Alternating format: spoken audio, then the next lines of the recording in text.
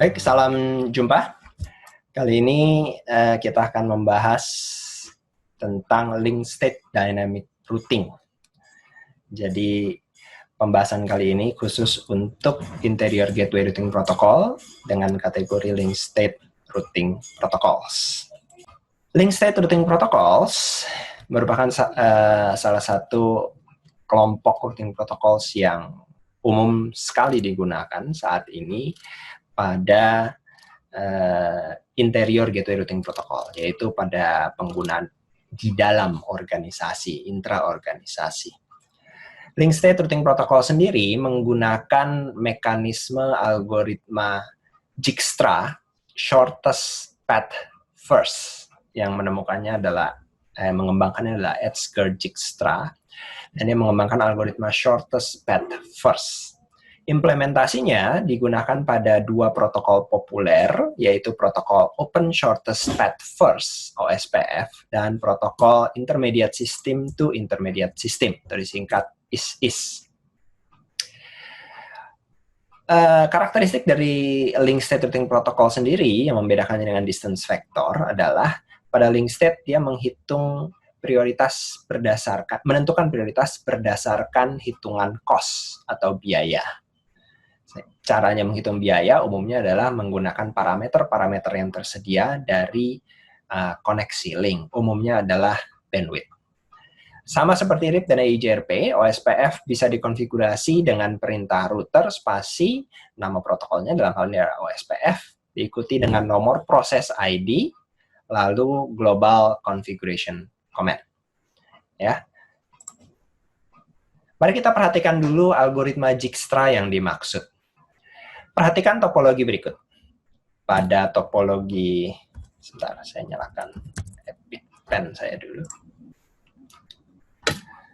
Pada topologi yang terlihat di layar, kalian melihat ada router 1, router 2, dan router sampai router 5 ya. Tapi topologinya tidak semua terhubung langsung. Dan media di antara router-router ini ditunjukkan dengan angka-angka. Maksudnya di sini adalah biaya-biayanya.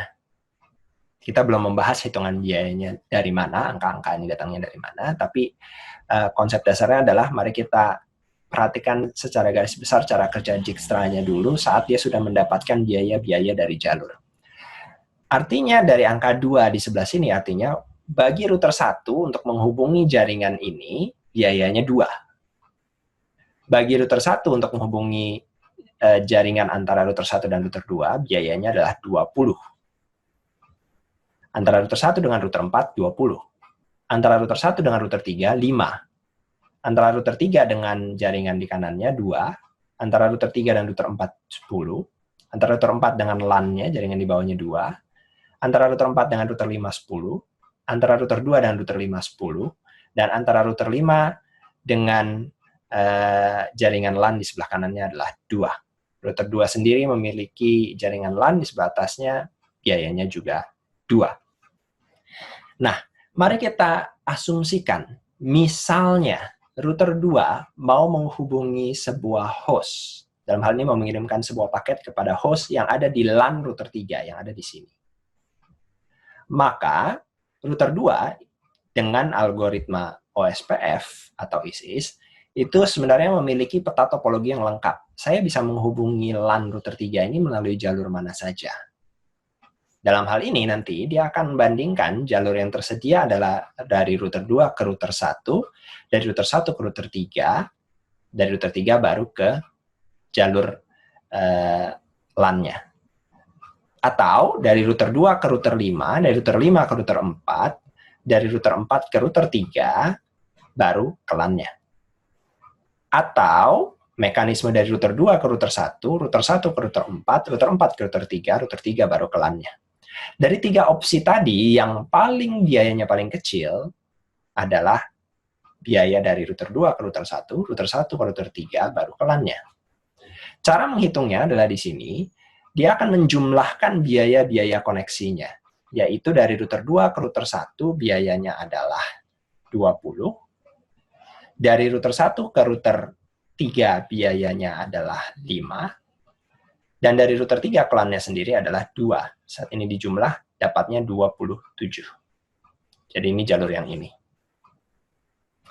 Kalau dia menggunakan jalur yang satunya lagi, yang ini, maka biayanya adalah 10, ditambah 10, ditambah 10, ditambah 2, atau 32. Apalagi kalau menggunakan jalur yang lebih panjang, 20, 20, 10, 2. Ini menghasilkan 52. Di antara ketiga ini, yang paling kecil adalah 27. Sehingga yang dipasang nanti di routing table router 2 adalah saya kirim melalui router 1. Tapi tolong diingat, layaknya cara kerja routing protokol yang manapun, sebuah router tidak bisa memaksakan router berikutnya jalur yang harus diambil. Jadi dia hanya bisa mengidentifikasikan ini jalur terbaik menurut saya adalah melalui router 1, saya akan kirim ke router 1. Sesudah sampai di router 1 adalah kebebasan dari router 1 berdasarkan kondisi dari router 1 tersebut untuk menentukan dia harus mengirim kemana. Jadi bisa saja kondisinya router 2 memperkirakan saya akan kirim melalui jalur ini. Tapi setelah dia mengirim paketnya, ternyata jalur ini putus. Oleh router 1 saat dia menerima paket itu, dia melihat jalur ini putus dan saya tidak bisa mengirim melalui jalur ini. Maka pilihan bagi router 1 adalah tetap mengirim melalui jalur yang bawah. Itu sangat tergantung pada situasi dan kondisi. Itu hitung-hitungannya. Kurang lebih gambaran garis besarnya seperti itu. Jadi SPF akan mencari yang biayanya termurah. Jadi biaya dari router 1, dari sudut pandang router 1, ke LAN-nya router 2, shortest path-nya adalah router 1 ke router 2 langsung, biayanya 20. Ke router 3, itu biayanya langsung. Router 3, ke LAN router 3 langsung dari sini jalurnya. Ke router 4, dari router 1 ke router 3, baru ke router 4, dari sini ke sini, baru ke bawah. Ke router 5 LAN, jalurnya yang dipilih adalah router 1, router 3, router 4, router 5. Jadi agak panjang jumlah routernya, tapi ini biaya yang termurah dibandingkan kalau mengirimkan dari router 1 ke router 4, langsung ke router 5. Karena kalau jalurnya dari router 1, router 4, ini 20, ditambah 10, sudah 30. Ditambah ini 2, 32. Sedangkan jalur yang ini adalah 5, ditambah 10, tambah 10, tambah 2. Jadi 27, lebih murah.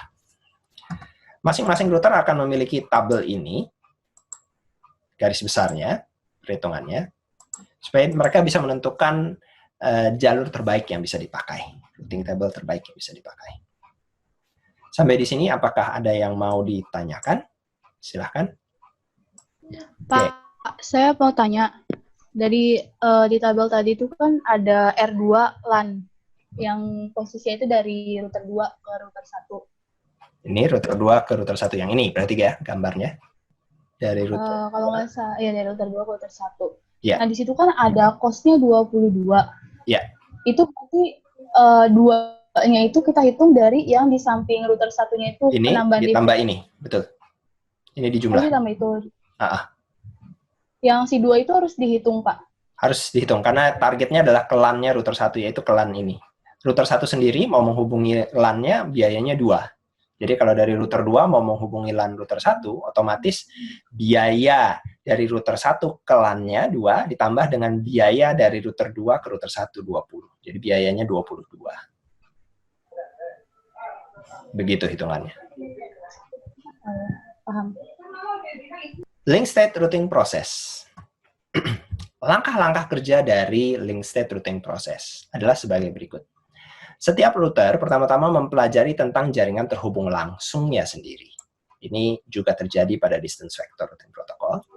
Lalu setiap router bertanggung jawab untuk menyatakan hello kepada tetangganya. Nah, ini bagian yang berbeda dengan distance vector. Kalau distance vector mengirimkan periodik setiap 30 detik seluruh isi routing table-nya yang disesuaikan dengan arah masuk dan arah datang tadi. Kalau pada link state, yang dikirim secara periodik adalah hello-nya. Hello sendiri tidak berisi informasi tentang routing update atau jaringan yang terhubung. Hanya menyatakan bahwa, halo, saya router dengan ID sekian, dan saya ada di dalam kelompok link state routing process sekian. Dan itu dikirimkan secara periodik. Ukurannya jauh lebih kecil.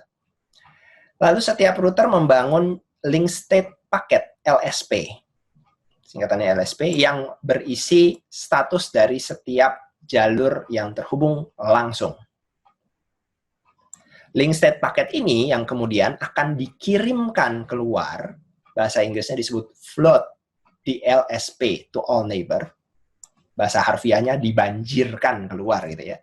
LSP ini akan dikirimkan ke tetangganya, yang kemudian tetangganya akan menyimpan semua LSP itu di dalam database lokal masing-masing router. Kemudian setiap router yang sudah mengumpulkan informasi itu sudah memiliki peta lengkap dari topologi, menghitung jalur terbaik ke setiap network tujuan. Prosesnya kurang lebih seperti tadi, dijumlah-jumlahkan. Jumlah-jumlah, ketemu mana yang paling kecil lah yang akan diletakkan di dalam routing table. Oke, sekarang kita lihat link and link state. Langkah pertama dari link state routing process adalah setiap router mempelajari jalur terhubung langsungnya sendiri. Dari topologi ini, kita akan ambil contoh dari router 1. Router 1 punya 4 jaringan terhubung langsung, yaitu LAN-nya, hubungannya dengan router 4, hubungannya dengan router 3, dan hubungannya dengan router 2. Jadi ada 4 kaki di sini, dan 4-4-nya adalah jalur terhubung langsung. R1 kemudian mencatat untuk setiap jalur ini sebuah LSP-nya. Oh, jalur saya yang pertama adalah terhubung ke jaringan ini, 10.1.0.0/16. IP saya yang terhubung dengan jaringan ini adalah ini, 10.1.0.1. Dengan tipe jaringan Ethernet. Ethernet dengan kecepatan sekian, kita belum membahas ya, hitung-hitungannya, biayanya adalah sekian. Nanti ada rumusnya lagi menghitungkan angka 2 ini dari mana. Tapi saat ini, kita asumsikan saja si router 1 sudah mengetahui, oh biaya ke jaringannya adalah 2, maka dia catat dulu di LSP-nya adalah 2. Lalu saya tidak mendengarkan ada hello dari jaringan ini. Paket OSPF hello tidak diterima, artinya dia menyimpulkan saya tidak punya tetangga router lain di jaringan ini. Makanya sebutannya neighbors-nya none, tidak ada. Link 2, mirip seperti tadi, dicatat juga. Oh, saya memiliki jaringan ke 10.2.0.0/16, IP saya sekian, tipenya serial dengan biaya sekian. Bedanya adalah, di jalur ini saya mendapatkan hello dari tetangga saya. Maka saya punya seorang tetangga, namanya R2. Informasi R2 ini diterima dari router 2 yang mengirimkan hello-nya secara periodik. Ini adalah LSP link yang 2.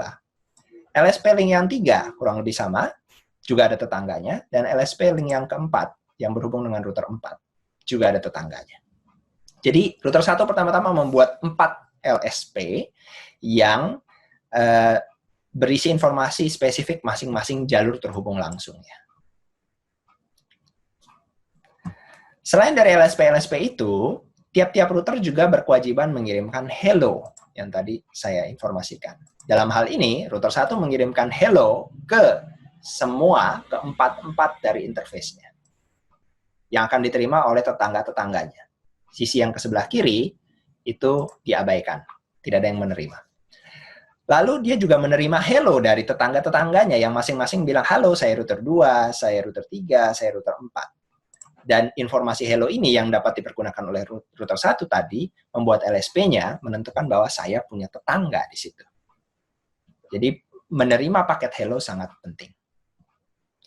Langkah berikutnya adalah router 1 kemudian menyiapkan LSP tersebut dan dikirim secara menyilang. Kurang lebih secara sederhana sebagai berikut. Dari router 1, dia akan memiliki informasi tentang informasi dari router 1 sendiri, jaringan 10.1.0.0/16 dan biayanya.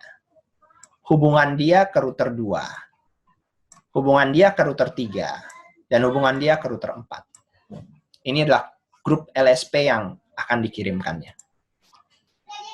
Kemudian LSP ini akan dibanjirkan. Bahasa harfiahnya dibanjirkan, tapi maksudnya adalah LSP yang tadi yang sudah disusun yang terdiri dari 4 jalur tadi, kemudian akan diduplikasi dan dikirimkan ke semua tetangganya. Dia hanya akan mengirimkan ke tetangganya. Kenapa ke sebelah kirinya saat dia kirim hello itu tidak ada yang ngebales. Jadi yang dikirimkan routing update-nya, flooding LSP-nya hanya kepada yang ada balasan hello-nya juga. Ini diterima oleh router 2, router 3, dan router 4. Yang kemudian masing-masing router akan meneruskan LSP ini ke tetangganya lagi, yang saat ini belum diketahui keberadaannya oleh router 1. Jadi router 2 meneruskan ke router 5, router 3 meneruskan ke router 4 meneruskan ke router 3. Meskipun informasinya sama. Isinya kan ini semua sama, tapi diteruskan kembali. Inilah yang dimaksud dengan flooding. Jadi saat titik pertama LSP mau dikirimkan, setiap router mengirimkan LSP-nya akan terjadi peningkatan penggunaan bandwidth di jaringan untuk flooding LSP tersebut. LSP ini terjadinya saat router tersebut connect, terhubung dengan tetangganya, lalu dia menyiapkan LSP, dikirim, dibanjirkan. Lalu oleh tetangganya dilempar lagi ke tetangganya lagi, berlipat ganda. Gitu ya. Prosesnya sebenarnya belum selesai dengan hanya animasi ini, karena router 5 juga sebenarnya dapat meneruskan kembali ke router tetangganya lagi. Gitu. Sampai titik di mana tiap router sudah menerima LSP tersebut. Nah, sekarang setiap router sudah menerima LSP dari router 1, gitu ya, informasinya. Dan kita asumsikan juga tiap-tiap router juga sudah mengirimkan LSP-nya sendiri-sendiri, informasi tentang jaringannya sendiri-sendiri.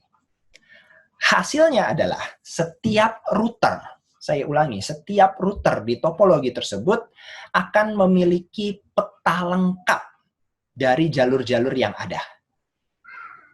Ya, jadi dari sudut pandangnya router 1, selain link state-nya punya dia sendiri, dia juga mendapatkan dari router 2, dia mendapatkan dari router 3, router 4, router 5, dan dia mencatatnya dengan lengkap. Ini yang disebut dengan link state database.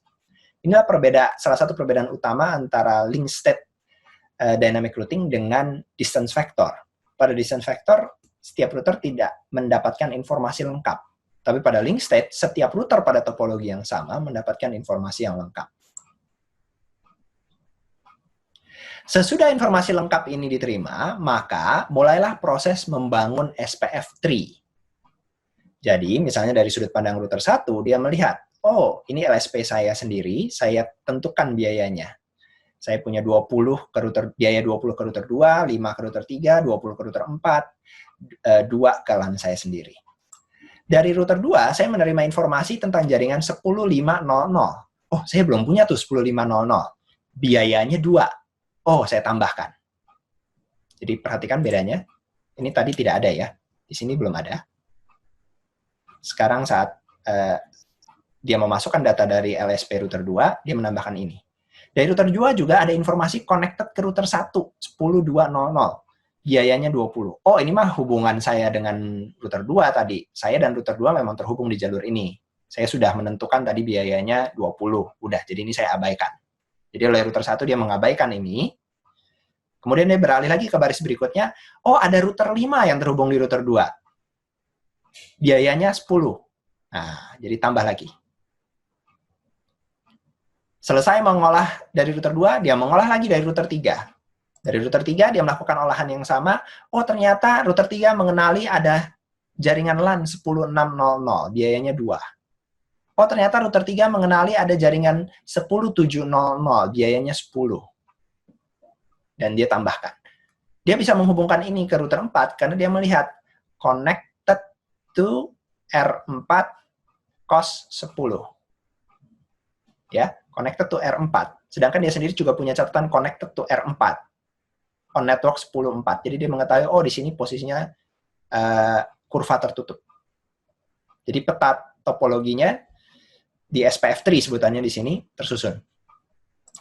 Lanjut, di router dari LSP router 4, dia bisa menambahkan informasi, oh router 4 terhubung dengan router 5, biayanya 10, dan router 4 sendiri punya jaringan LAN router 2, LAN 10800. Dan terakhir dari link state-nya router 5, dia mendapatkan informasi, oh ternyata dia punya LAN, biayanya 2. Dia juga terhubung ke router 2. Informasi ini saya sudah dapatkan dari router 2, jadi saya akan abaikan. Dia juga sudah terhubung ke router 4. Informasi ini saya dapatkan dari router 4, maka saya akan abaikan. Dan dapatlah SPF3, peta topologi lengkap dari sudut pandang router 1. Proses ini dilakukan semua router di topologi. Dan uniknya adalah, selama tidak ada kesalahan konfigurasi atau yang lain, selama LSP-nya semua identik, maka setiap router akan memiliki SPF3 yang sama. Saya ulangi, setiap router pada topologi tersebut dengan proses link state yang sama akan memiliki SPF3 yang sama. Jadi mereka punya peta topologinya secara lengkap dan identik. Barulah masing-masing router nanti dapat menghitung biayanya. Kalau saya mau ke 10500, biaya termurah berapa? Gitu ya. Kalau saya mau ke 10600, biaya termurah berapa? Maka dibandingkan nanti biaya yang termurah yang mana, dan biaya termurah itu yang nanti masuk ke dalam routing table. Nah, ini yang menyebabkan link state dynamic routing lebih kompleks, namun juga lebih powerful, lebih kuat dan lebih efektif. Karena dia langsung mengetahui peta topologi lengkap, dia bisa membandingkan dari pilihan jalur-jalur yang ada secara informasinya holistik ya, melihat keseluruhan, dan kemudian menentukan jalur terbaiknya untuk dipasang ke routing table. Begitu. Kenapa kita harus menggunakan link state protocol? Keuntungan dari link state routing protocol adalah setiap router membangun topologi map-nya dengan lengkap untuk menentukan jalur terpendek. Proses flooding LSP mempercepat proses konvergensi. LSP dikirim hanya jika ada perubahan pada topologi. Berbeda dengan distance vector yang mengirimkan informasi routing update-nya periodik, yang dikirim periodik pada link state hanyalah hello, dan itu ukurannya kecil. LSP hanya dikirim pada saat awal sekali terhubung atau ada perubahan topologi. Maksudnya kabelnya terputus atau jalurnya berubah biaya, begitu ya, baru akan dikirimkan. Hierarchical design mekanisme link state routing protocol berbasis hierarkis sehingga cocok untuk diimplementasikan di banyak mekanisme, nanti disebut multiple area. OSPF ada sebutannya dibagi dalam area. Di balik keuntungannya ada beberapa kerugian, yaitu untuk mempertahankan link state database tadi, dan SPF3-nya perlu memori tambahan. Lalu kalkulasi dari SPF algorithm itu perlu proses CPU yang cukup tinggi. Lalu yang pengaruh besar lain adalah bandwidth bisa dipengaruhi sangat besar di awal-awal saat proses LSP flooding. Sehingga intinya adalah di awal-awalnya agak berat sedikit, dan memori dan CPU dari routernya harus lebih baik. Bagaimana untuk meminimalkan? Kalau saya punya router yang sangat banyak nanti, apakah semua harus mengenal yang lain? Pada OSPF dan ISIS nanti dikenal ada konsep area. Jadi nanti kita akan membagi-bagi area. Area-area ini nanti akan bertukar informasi LSP flooding di areanya sendiri-sendiri. Tapi saat dikirimkan ke area lain, sifatnya hanyalah summary atau ringkasan. Dengan demikian, proses flooding-nya tidak terlalu ekstensif. Ini akan ada di pembelajaran lanjutan tentang multi-area. Apa saja protokol yang menggunakan link state? Ada ISIS, standarnya ISO 10589, dan biasa digunakan oleh ISP dan carrier. Sedangkan pada penggunaan di organisasi lebih sering menggunakan OSPF. Demikianlah pembahasan singkat tentang Dynamic Routing Protocols, khususnya dalam sesi ini adalah Link State Routing Protocols.